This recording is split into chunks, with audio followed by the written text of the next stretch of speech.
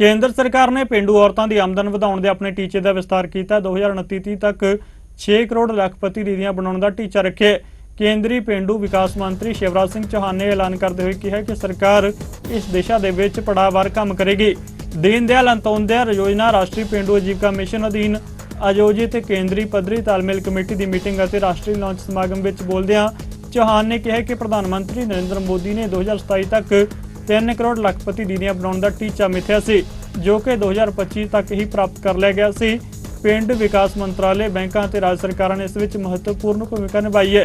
मंत्री ने कहा कि प्रधानमंत्री ने हुण टीचे नूं 6 करोड़ ਲੱਖਪਤੀ दीदियां तक वधाउण दा निर्देश दिता है और इस लिए एक विस्तृत रोडमैप तैयार किया गया। आज मैं कहूं कि विकसित भारत और आत्मनिर्भर भारत में, विकसित भारत और आत्मनिर्भर भारत बनाने में प्रधानमंत्री जी का जो संकल्प है, अतुलनीय योगदान कर रही है, तो हमारी गांव की ये दीदियां कर रही है। बहनों की भूमिका भारत के प्राणों को सींच रही है। बहनों ने अन्नपूर्णा बनकर देश के अन्न के भंडार भरे, लक्ष्मी बनकर देश की चौथी सबसे बड़ी अर्थव्यवस्था भारत को बनाया है। और आज बहनें कृषि सखी बनकर खेती को आधुनिकता से जोड़ने का काम भी कर रही है, और बैंक सखी बनके फाइनेंशियल सिस्टम को भी फ्यूचरिस्टिक बनाने का काम कर रही है। लेकिन बिना अर्थ के निवेश अधूरा है। पूंजी के बिना प्रगति की कल्पना कोरी है। कृषि हो या व्यवसाय, पैसा तो चाहिए। बिना अर्थ के तो अनर्थ ही होता है।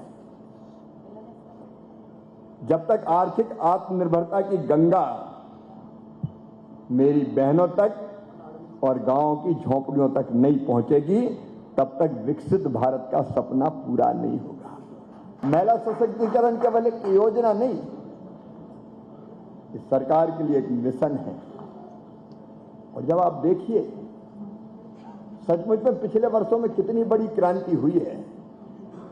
10 करोड़ से अधिक बहनें हमारे सेल्फ हेल्प ग्रुप से जुड़ी है। 10 करोड़, और 10 करोड़ बहन का मतलब है लगभग 40 करोड़ लोग तो जुड़े होंगे।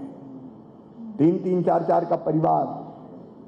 कितनी बड़ी क्रांति है ये। 91 लाख सेल्फ हेल्प ग्रुप हमारे सक्रिय है। ये केवल आंदोलन नहीं है, सेल्फ हेल्प ग्रुप आजीविका मिशन, ये 10 करोड़ सपनों का संगठित आंदोलन है। 12 लाख करोड़ रुपए से अधिक का लोन उपलब्ध दीदियों। सेल्फ हेल्प ग्रुप को 12 लाख करोड़ से अधिक का लोन उपलब्ध कराया जा चुका है। ये अपने आप में एक घटना है, और कहते हुए मन आनंद और प्रसन्नता से भर जाता है। 3 करोड़ दीदियां लखपति दीदी बन चुकी है। प्रधानमंत्री नरेंद्र मोदी जी ने तय किया था 2027 तक, 27 की समय सीमा थी शायद, 2027 तक 3 करोड़ लखपति दीदी। लेकिन दीदी और धन्य हो तुम, 27 नहीं आने दिया, 25 में ही 3 करोड़ लखपति दीदी। ये आपकी ऊर्जा के कारण हुआ है, आपकी लगन के कारण हुआ है, आपकी मेहनत के कारण हुआ है, आपके परिश्रम के कारण हुआ है। और तेलंगाना को भी मैं हृदय से धन्यवाद देना चाहता हूं। विकास के कामों में कोई दल और कोई राजनीति नहीं। बेहतर काम के लिए मैं आपको मैडम बधाई देना चाहता हूं। मिलजुल के हमको काम करना चाहिए। यहाँ कोई पार्टी का सवाल नहीं, कोई विचारधारा का सवाल नहीं। हम सब भारत माँ के लाल, भेदभाव का कहां सवाल। जो भी सरकार में रहे बढ़िया काम करता रहे, और दिल्ली और हैदराबाद मिलके काम करे, ताकि हमारी बहनें आगे बढ़े, हमारे गांव आगे बढ़े, हमारा देश आगे बढ़े। और अब प्रधानमंत्री जी ने दिया है 6 करोड़ लखपति दीदी।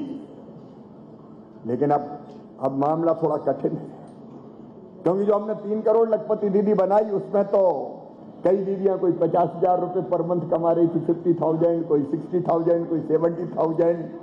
और हम लोग सूची बनाते थे, 60 वाली कौन है उसको लखपति बनाना है, 60,000 वाली को लखपति, 70,000 वाली को लखपति, 80,000 वाली। अब ये तो आसान था, लेकिन अब ये 3 करोड़ और बनाना ये थोड़ा कठिन है, क्योंकि कई जगह जीरो से हमको शुरू करना पड़ेगा।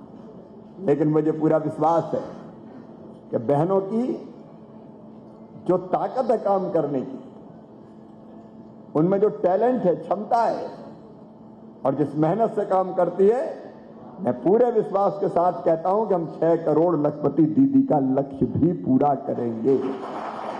और अब केवल लखपति दीदी नहीं बने, लखपति जो बन गई वो 10 लाखपति बने, और 10 लाखपति बन गई वो करोड़पति बने। अब रुकेंगे नहीं, और यह असंभव नहीं है। हमने देखा वो दीदियां जो कभी घर के बाहर नहीं निकलती, गांव में घूंघट में रहती थी, उनका काम केवल रोटी बनाओ, बच्चे खिलाओ, घर से बाहर नहीं निकलती थी।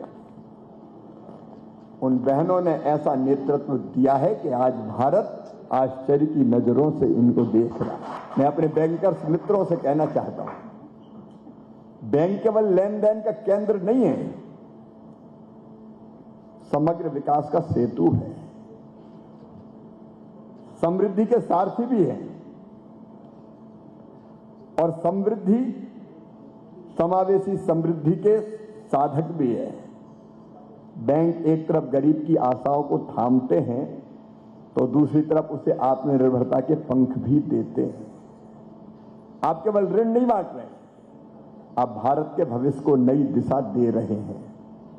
बैंक की शाखा जब गरीब की आशा बनती है, तब प्रकृति की नई परिभाषा लिखी जाती है। और ये आपकी भूमिका साधारण नहीं है। मैं आपसे आग्रह करना चाहता हूं, बैंक केवल लेंडर ना बने, अब पार्टनर बने। दिल से ये काम करने की जरूरत है। हमारा लक्ष्य 0 रिजेक्शन होना चाहिए। संपर्क, संवाद और समन्वय की नीति, इसके लिए हमको अपनाने की कोशिश करनी चाहिए।